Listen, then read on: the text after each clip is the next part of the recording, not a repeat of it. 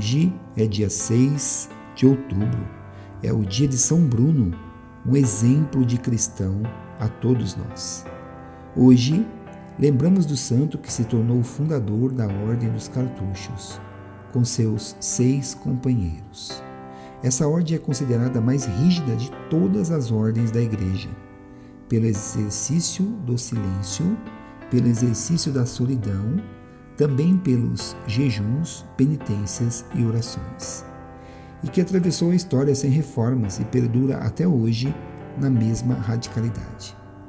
Filho de família nobre de Colônia, Alemanha, nasceu em 1030. Quando alcançou idade, ele foi chamado pelo Senhor ao sacerdócio e se deixou seduzir. Amigo e admirado pelo arcebispo de Reims, Bruno, inteligente e piedoso, começou a dar aulas na escola da catedral desse local e chegou a estudar na escola catedralícia de Reims. Adquirido o grau de doutor e nomeado cônego do capítulo da catedral, foi designado em 1056 Scholaster, isto é, reitor da universidade. Foi um dos maestros mais renomados de seu tempo, um homem prudente, de palavras profundas. Bruno encontrava-se cada vez menos à vontade numa cidade onde existem muitos motivos de escândalos por parte do alto clero, inclusive mesmo do arcebispo. Depois de ter lutado com sucesso contra estes problemas, Bruno experimenta o desejo de uma vida mais entregue exclusivamente a Deus. Em 1080, Concílio de Lyon, a Ordem de Gregório VII. O Papa destitui definitivamente o arcebispo Manasés e ordena sua expulsão de Reims.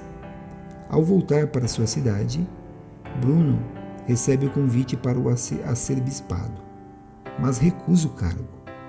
Tornando-se cinquentenário e cônego, ele amadureceu na inspiração de servir a uma ordem religiosa. Após curto estágio no mosteiro beneditino, retirou-se para uma região chamada Cartucha, com a aprovação e bênção de São Hugo, bispo de Grenoble, o qual lhe ofereceu um lugar. No mês de junho de 1084, o mesmo bispo conduziu Bruno e seus 6 colegas, fundadores da ordem, ao deserto do maciço montanhoso de Chartreuse, Cartucha, que dará seu nome à ordem. Ali constroem seu eremitério, formado com algumas casinhas de madeira que se abrem a um corredor largo e comprido, que permite acesso sem sofrer muito com as mudanças de clima e tempo aos lugares de vida comunitária, a igreja, o refeitório e o capítulo. Assim, eles viveriam em quartos chamados celas isoladas, mas com esse corredor que dava acesso aos ambientes comuns.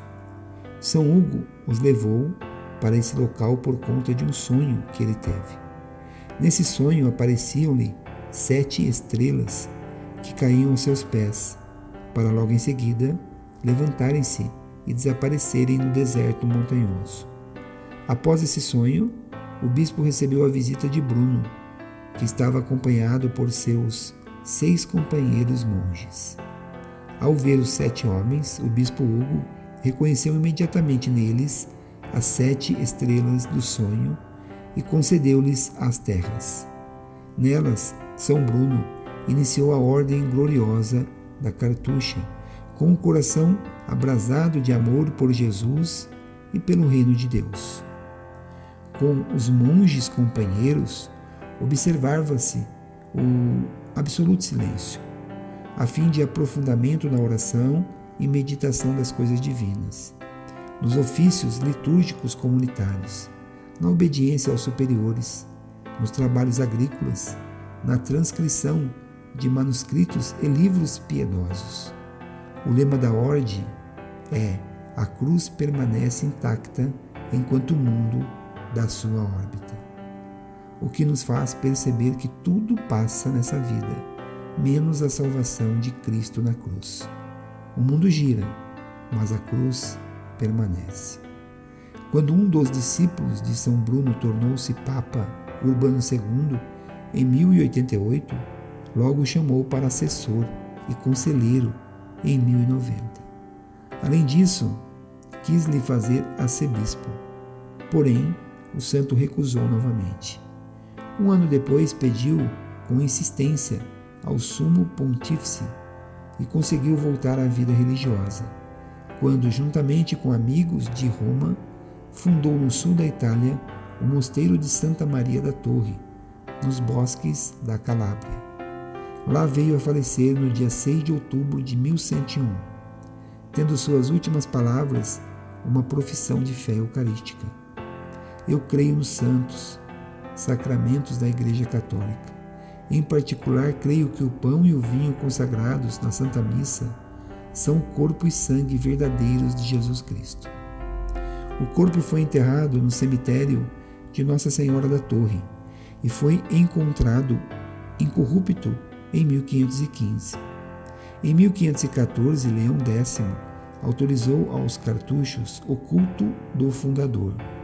Logo em 1623, Gregório XV libera o culto a toda a Igreja.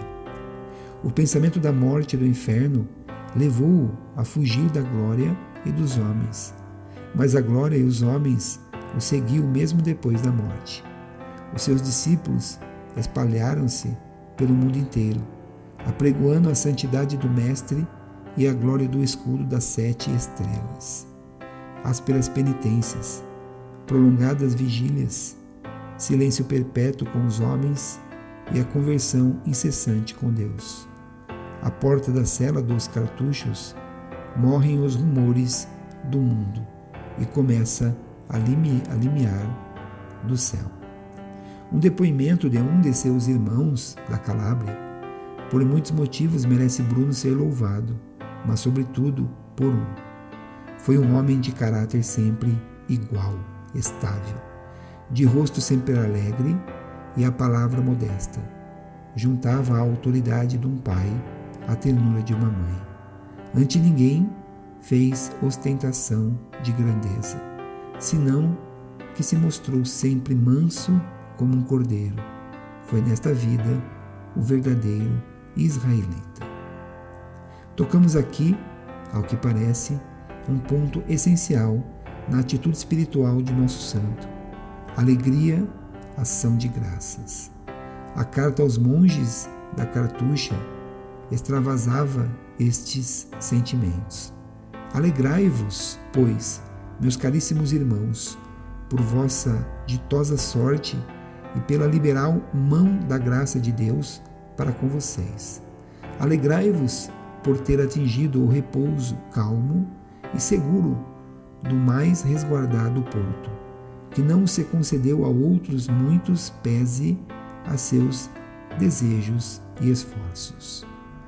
O amor à solidão, consagração total a Deus, dedicando-se ao único necessário, firmeza de vontade, estabilidade e também sensatez, prudência, equilíbrio humano, natureza inclinada à amizade e à bondade, suavidade nas relações com seus inferiores, enfim, sólidas virtudes espirituais. Todos estes rasgos se fundem num conjunto harmonioso que se manifesta pela igualdade de ânimo de São Bruno entre os seus. A raiz de tudo isso está na intimidade que teve sempre com o Santo, com Cristo. São Bruno, rogai por nós. Santa Mãe de Deus, rogai por nós, para que sejamos dignos das promessas de Cristo. Amém.